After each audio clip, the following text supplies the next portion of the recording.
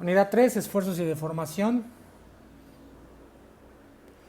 En esta ocasión estos son los subtemas, esfuerzos y deformación de elementos cargados axialmente. Vamos a ya introducir algunos conceptos importantes para el diseño en este punto. Vamos a ver esfuerzo y deformación en elementos compuestos bajo ciertas condiciones y vamos a ver los efectos que generan los cambios de temperatura en ciertos materiales que están dispuestos de cierta forma y generarán esfuerzos. Entonces, para el diseño, para estas primeras partes del diseño de elementos sometidos a tensión y a compresión directa, utilizaremos la misma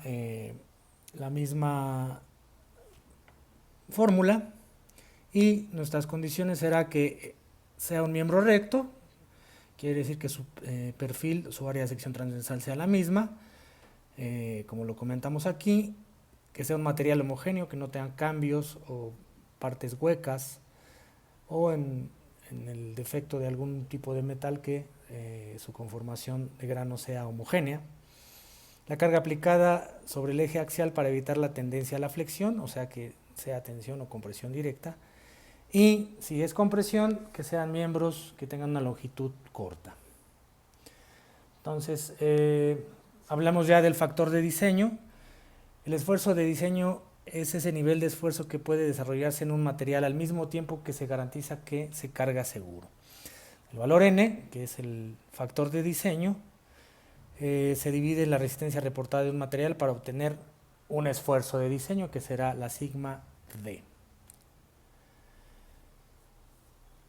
Entonces, SD será el esfuerzo de diseño, SY es resistencia a la cedencia del material, así la vamos a encontrar en la bibliografía. Y significa yield en inglés, que es cedencia, y en el factor de diseño, que estará determinado por una tabla con ciertas condiciones en las cuales está operando el material. En algunas condiciones vamos a poner al S subíndice U, que es el esfuerzo o la resistencia máxima al material. Si nosotros recordamos del video anterior, de la unidad anterior, ese esfuerzo es el punto máximo de la curva esfuerzo-deformación, el lugar más alto que alcanza esa curva. ¿Qué factores tenemos que tomar en cuenta? Códigos y estándares. En esta ocasión nos vamos a remitir al apéndice y a los estándares que nos marca el libro. El libro nos marca en algunos problemas, estándares y códigos de la AISI y del American Association, del American Aluminum Association, y prácticamente son los que menciona el libro. Se pueden trabajar en lo subsecuente algunos otros códigos estándares, depende de las condiciones y la normatividad a la que se rija el diseño. Resistencia al material como base, ahí vamos a poder ver si necesitamos algún tipo de resistencia al material, tendríamos que seleccionar un tipo de material.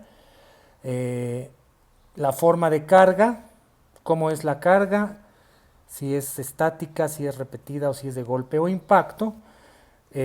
También tendríamos que considerar algunos excesos, abuso del uso de los elementos. A veces tendríamos complejidad del análisis de esfuerzo en el sentido de que puede estar sometido a diferentes direccionamientos de esfuerzo y ahí tendríamos que determinar mediante el valor crítico el ambiente y el efecto del tamaño, que es cuando un objeto es demasiado pesado en el diseño, también hay que considerar su masa para evitar que se generen deformaciones propias de su peso. Evidentemente, control de calidad, riesgo presentado por una falla, una ruptura, costo, que es con lo que más vamos a estar trabajando como en el medio de la ingeniería, y segmento del mercado donde se va a utilizar la parte. Esos son algunos de las consideraciones.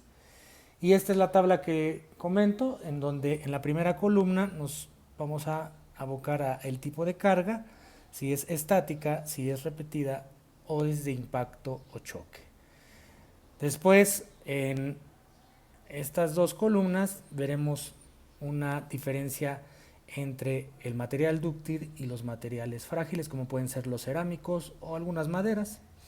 Materiales dúctiles como pueden ser metales, o algunos plásticos o polímeros.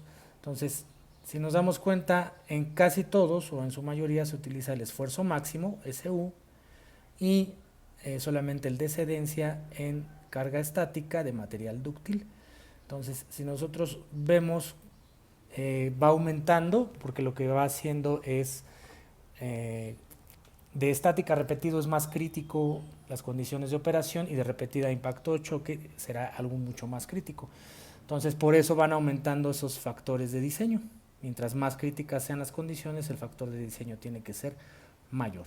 Y para los materiales frágiles, pues aún más tiene que aumentar, puesto que las condiciones de plasticidad pueden ser muy bajas o inexistentes en materiales frágiles. El segundo tema es esfuerzo y deformación de elementos combinados. Lo que tenemos aquí es un anagrama que lo pueden ver en el libro. Tenemos su tubo estructural que está rellenado por concreto. Vamos a partir de que ese tubo va a tener dos áreas, una área de concreto y una área de acero. Aquí tendríamos el corte y va a estar sometido a una fuerza. Esa es la primera cuestión que tenemos que analizar para poder identificar cómo se determinan las fórmulas. Entonces, la primera consideración es que la carga F es compartida, entonces, en ambos materiales.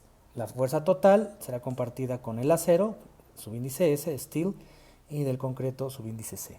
Bajo la carga de compresión F, el soporte compuesto se deforma y los dos materiales también lo hacen en cantidades iguales. ¿Qué quiere decir eso? Que la deformación, o sea, la epsilon, aquí sustituida con delta entre L, va a ser la misma para ambos. Los dos se van a deformar a la misma razón. Como lo comenté, ahí está epsilon.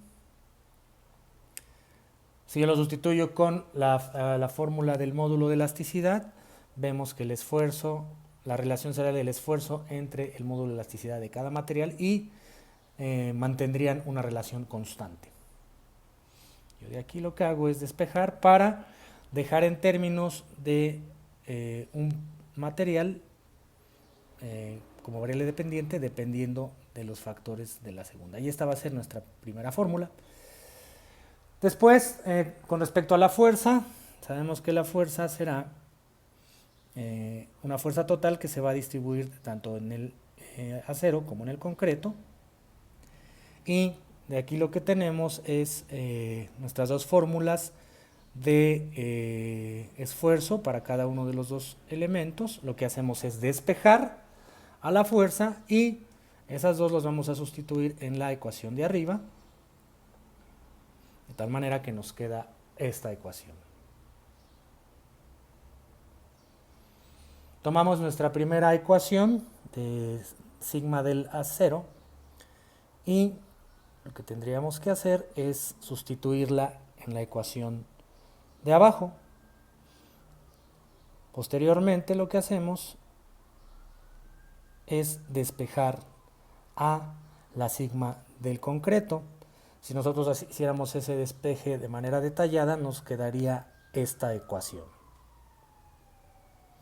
En resumen, para dos materiales tú vas a definir un material 1 y un material 2. El sigma 2 será con su módulo y abajo las relaciones de la suma de áreas multiplicadas por el módulo respectivo. Y la otra que viene de la premisa que vimos de que la deformación será la misma para ambos materiales. Y esa es todo la parte de cómo analizar estos materiales compuestos. Finalmente, el esfuerzo térmico en la sección precedente, las partes sometidas a cambios de temperatura no están restringidas, sin embargo, al estar sujetas de tal modo que oponga resistencia a la deformación, se desarrollarán esfuerzos. ¿Qué significa eso? Que si una pieza está a tope, probablemente generará esfuerzo. Yo tengo aquí, en un primer momento, a la deformación. En términos de esfuerzo, será longitud final menos longitud inicial, que es la delta, entre longitud.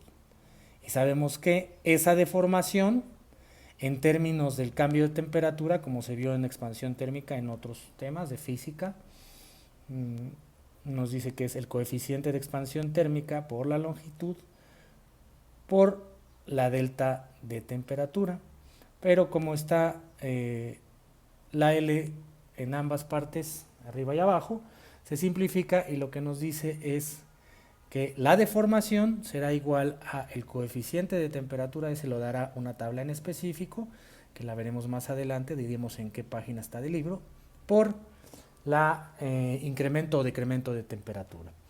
Eso depende de las condiciones, a lo mejor si un objeto está a tensión y empieza a enfriarse, pues se tensionará más. A lo mejor un objeto está sujeto a compresión y se empieza a calentar y ahí se generará un mayor esfuerzo. Tomo mi fórmula de esfuerzo de la curva de esfuerzo de formación del módulo de elasticidad, despejo el esfuerzo y ahora lo que hago nada más es estos valores de alfa y delta t ponerlos en la ecuación de aquí abajo de tal manera que nos dé esta ecuación final para el esfuerzo térmico.